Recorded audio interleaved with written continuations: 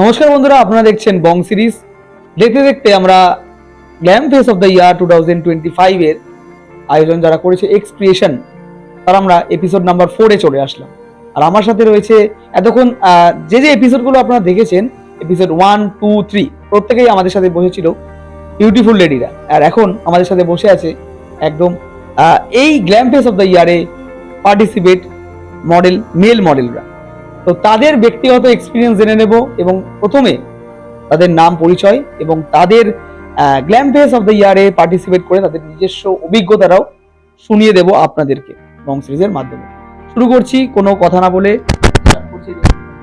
নমস্কার, আমি দেবার্পণ সেনগুপ্ত। আমি এসেছি দমদম নাগেরবাজার থেকে।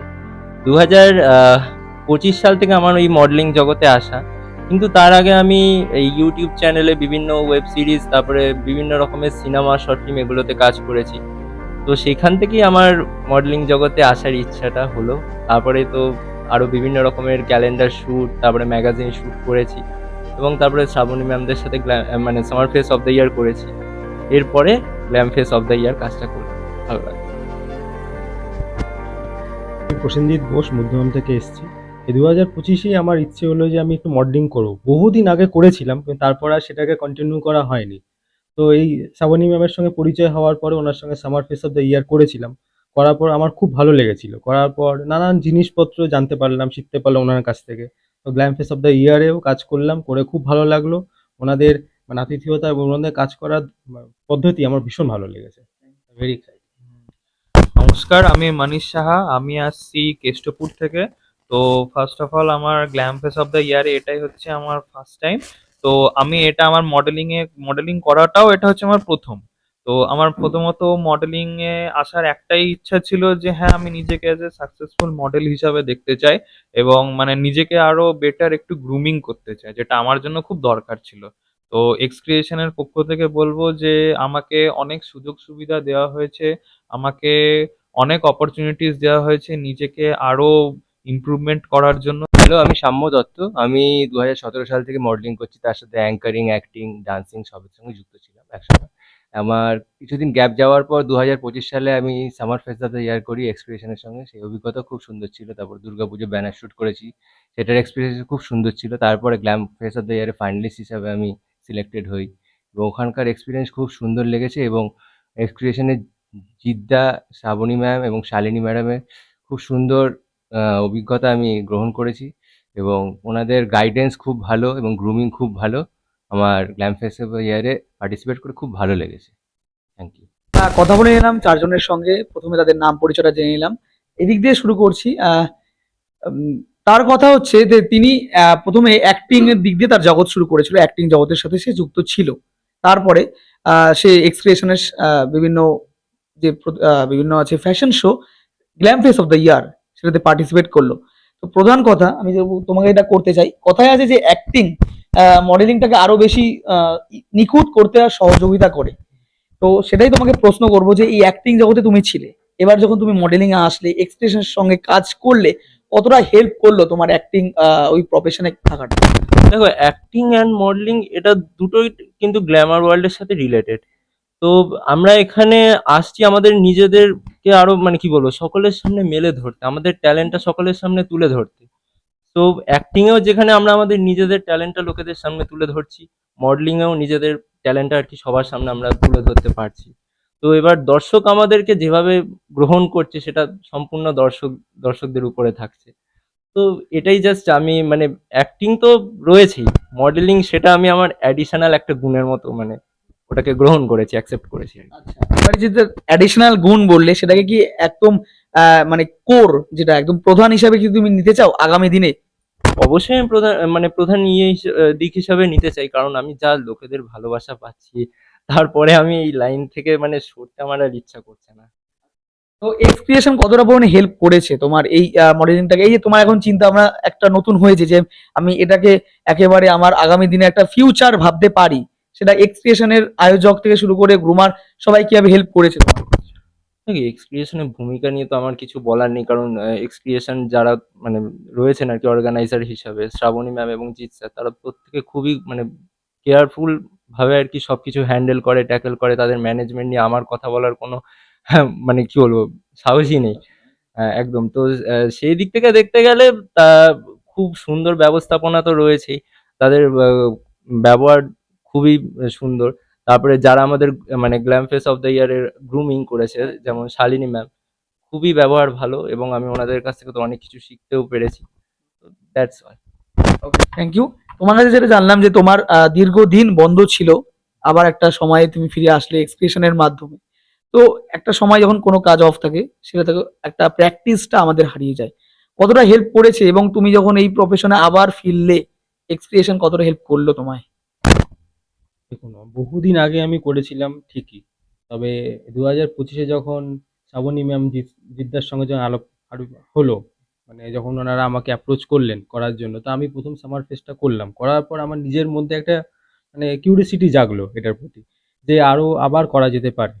তখন ওনাদের সঙ্গে আবার যখন এই glam face of the year এর সঙ্গে ইভেন ওনাদের গ্রুমিং, ওনার গ্রুমিং, শালিনী ম্যামের গ্রুমিং, এগুলো থেকে আমি অনেক কিছু শিখলাম, অনেক কিছু জানতে পারলাম। তারপরে আস্তে, আস্তে এই জিনিসটা আরো গ্রো করছে আমার মধ্যে, যে না, এটা ইট ক্যান আমাকে আরো মানে নিজেকে আরো প্রুভ করার জায়গা করে দিতে পারে। সো আমি চেষ্টা করছি, এখন দেখা যাক কতদূর কি করতে পারি। এনাদের তো সাহচর্য আছেই আমার সাথে, দেখা যাক। আচ্ছা, সেই সাহচর্যতাকে কাজে লাগিয়ে তুমি আগামী দিনে কি ভাবছো এক্সপ্রেশনের সাথে, আগামী যে প্রজেক্ট গুলো আসতে চলেছে? হ্যাঁ, ডেফিনেটলি আমি খুবই ইন্টারেস্টেড। আগামী প্রজেক্টগুলোর সঙ্গেও আমি অ্যাসোসিয়েট হতে চাই। আমাকে বলেওছেনও, তো আমি চেষ্টা করছি অ্যাসোসিয়েট হওয়ার জন্য। তোমার যেটা আগের বার আমরা শুনলাম ইন্ট্রোতে, যে মাইন্ড ব্লোয়িং এর ব্যবস্থাপনা ছিল, যেটা প্রতিটা ইমপ্রেস করেছে প্রত্যেকজনকে। তো সেক্ষেত্রে আগামী দিনে এক্সপ্রেশন নিয়ে চিন্তা ভাবনা জানতে চাই তোমার, এবং glam face of the year এর 27 ডিসেম্বরের যে এক্সপিরিয়েন্সটা সংক্ষেপে শেয়ার করবে।